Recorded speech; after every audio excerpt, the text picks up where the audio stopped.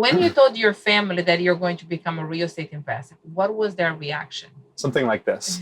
Like, oh, are you kidding? Are you sure? So why do you think they react like that? when I became a real estate investor, I wanted to do it on the side, right? So I had a full-time job. I have a college education, 6-figure job, employee benefits, everything.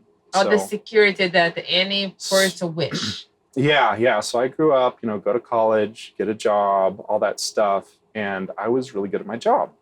So when I got into real estate, it was to build wealth long-term, to be able to retire and not have to worry about relying on Social Security and all that stuff. I brought it up to my wife when I joined the real estate group, and she freaked out. She said, "Are you sure you want to do this?" Her face went white. She was like, "I can't believe you did this. It's just money, and I can't help you in this. It's up to you and what you want to do." And that put a chip on my shoulder because I thought she was going to support me, right? But she said, "It's just money. I'm not going to really help you with anything." And I was like, "Well, I'm going to prove it to you that this is worth it." It's a challenge. Yeah. So with that first $127,000 I made, I paid her $50,000 of that, and I said, "Here you go. Here's $50K. We can renovate our own house, paying someone else," because I was Mr. DIY, fix your own stuff before I joined the group, right? And she did new flooring. She bought new furniture. She told me, at the time I was driving a 2007 Honda Civic with 250,000 miles. And she was like, "You need to get an adult car after this," right? I was like, "Well, maybe I'll do another deal and I'll get it," right? But really it provided that pathway to say, hey, it is worth it for sure. And that was one deal. What was your biggest fear when you became a real estate investor? Yeah, so my fears, since I'm kind of an anxious person anyway, it's like I think of things in risk because my job, I work in environmental health and safety. I'm risk management, right? So my thought was, is this worth it? Am I going to get any deals? I'm overwhelmed. How am I going to make this work? So I said, I'm just going to give this a try. I'm going to give it a try. If it works out, cool. If it doesn't work out, at least I tried. So my fear was, is it worth it? Am I going to make it? Am I going to make enough? Well, am I going to make it in general, right? Like, am I going to make any money back? Like, I was freaking out, right? So I decided to follow a process. And that process was outlined in the group we're in. Yeah.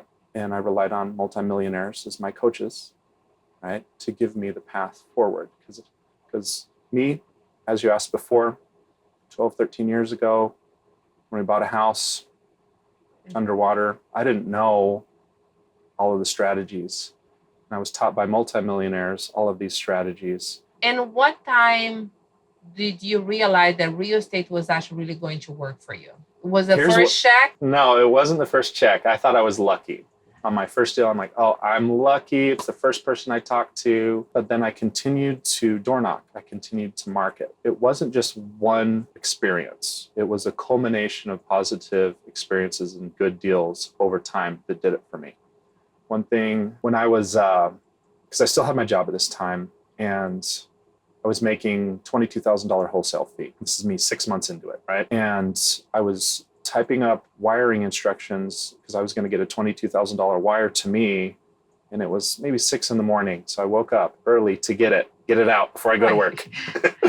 And my 8-year-old daughter comes in, right? And I'm typing it up, and I started like getting really emotional. So I'm like, man, $22,000. Like, this is actually working. And I started like bawling my eyes out. And my 8-year-old daughter, she was like, "Dad, why are you crying?" I was like, sometimes people cry when they're happy. They're really, really happy. She's like, "I've never seen you cry before." Right?